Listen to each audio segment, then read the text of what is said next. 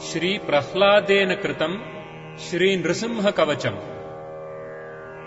नृसिंहकवचम् वक्ष्ये प्रह्लादेनोदितम् पुरा,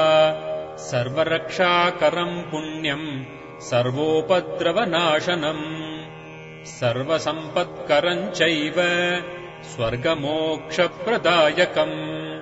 ध्यात्वा नृसिंहम् देवेशम्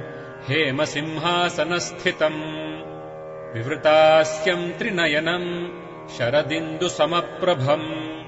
लक्ष्म्यालिङ्गितवामाङ्गम् विभूतिभिरुपासितम्, चतुर्भुजम् कोमलाङ्गम् स्वर्णकुण्डलशोभितम्,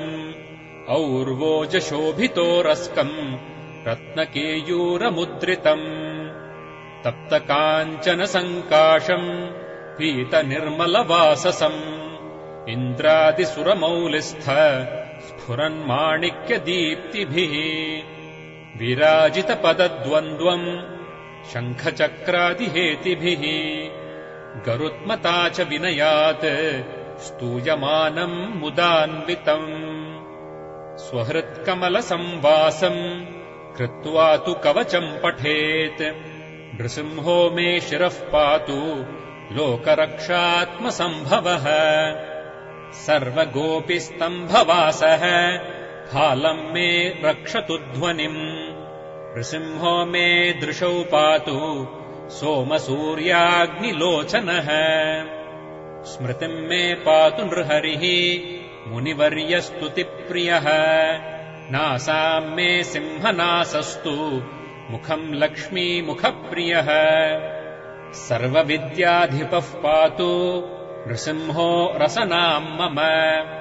वक्त्रम् पात्विन्दुवदनः सदा प्रह्लादवन्दितः, नृसिंहः पातु मे कण्ठम् स्कन्धौ भूभरणान्तकृत्, दिव्यास्त्रशोभितभुजः नृसिंहः पातु मे भुजौ, करौ मे देववरदो नृसिंहः पातु सर्वतः, हृदयम् योगिसाध्यश्च निवासम् पातु मे हरिः, मध्यम् पातु हिरण्याक्ष वक्षः कुक्षिविदारणः, नाभिम् मे पातु नृहरिः स्वनाभिब्रह्मसंस्तुतः, ब्रह्माण्डकोटयः कट्याम् यस्यासौ पातु मे कटिम्, गुह्यम् मे पातु गुह्यानाम् मन्त्राणाम् गुह्यरूपधृक्, ऊरु मनोभवः पातु जानुनी नररूपधृत्, जङ्घे पातु धराभार हर्ता योऽसौ नृकेसरी, सुरराज्यः प्रदः पातु पादौ मे नृहरीश्वरः, सहस्रशीर्षा पुरुषः पातु मे सर्वशस्तनुम्, महोग्रः पूर्वतः पातु महावीराग्रजोऽग्नितः,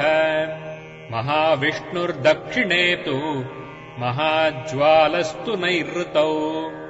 पश्चिमे पातु सर्वेशो दिशि मे सर्वतोमुखः, नृसिंहः पातु वायव्याम् सौम्याम् भूषणविग्रहः, ईशान्याम् पातु भद्रो मे सर्वमङ्गलदायकः, संसारभयतः पातु मृत्योर्मृत्युर्नृकेसरी। इदम् नृसिंहकवचम् प्रह्लादमुखमण्डितम्, भक्तिमान् यः पठेन्नित्यम् सर्वपापैः प्रमुच्यते, पुत्रवान् धनवान् लोके दीर्घायुरुपजायते, यम् यम् कामयते कामम् तम् तम् प्राप्नोत्यसंशयम्, सर्वत्र जयमाप्नोति सर्वत्र विजयी भवेत्, भूम्यन्तरिक्षदिव्यानाम् ग्रहाणाम् विनिवारणम्, वृश्चिकोरगसम्भूत विशापहरणम् परम्, ब्रह्मराक्षसयक्षाणाम् दूरोत्सारणकारणम्, भूर्जे वा ताळपत्रे वा कवचम् लिखितम् शुभम्, करमूले धृतम् येन सिद्ध्येयुः कर्मसिद्धयः, देवासुरमनुष्येषु स्वम् स्वमेव जयम् लभेत् एकसन्ध्यम् त्रिसन्ध्यम् वा यः पठेन्नियतो नरः सर्वमङ्गलमाङ्गल्यम् भुक्तिम् मुक्तिम् च विन्दति 32 सहस्राणि पठेच्छुद्धात्मनाम् नृणाम् कवचस्यास्य मन्त्रस्य मन्त्रसिद्धिः प्रजायते अनेन मन्त्रराजेन कृत्वा भस्माभिमन्त्रणम् तिलकम् विन्यसेद्यस्तु तस्य ग्रहभयम् हरेत् 3 वारम् जपमानस्तु दत्तम् वार्यभिमन्त्र्य च प्राशयेत्यो नरो मन्त्रम् नृसिंहध्यानमाचरन् तस्य रोगाः प्रणश्यन्ति ये च स्युः कुक्षिसम्भवाः किमत्र बहुनोक्तेन नृसिंहसदृशो भवेत् मनसा चिन्तितम् यत्तु स तच्चाप्नोत्यसंशयम् गर्जन्तम् गर्जयन्तम् निजभुजपटलम् स्फोटयन्तम् हठन्तम् रूप्यन्तम् तापयन्तम् दिवि भुवि दितिजम् क्षेपयन्तम् क्षिपन्तम् क्रन्दन्तम् घोषयन्तम् दिशि दिशि सततम् संहरन्तम् भरन्तम्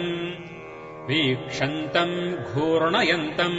करनिकरशतैर्दिव्यसिंहम् नमामि।